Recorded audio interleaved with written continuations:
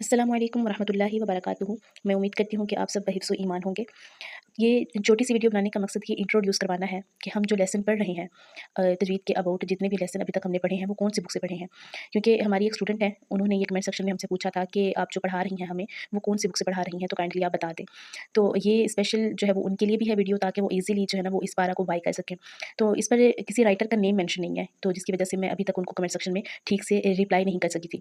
तो अभी मैं ना आपको दिखा देती हूँ ताकि आपका जो है पॉइंट क्लियर हो जाए कि हम कौन सी बुक से तजवीद पढ़ रहे हैं। अब इस मदनी कायदा को हम खोल के भी देख लेते हैं।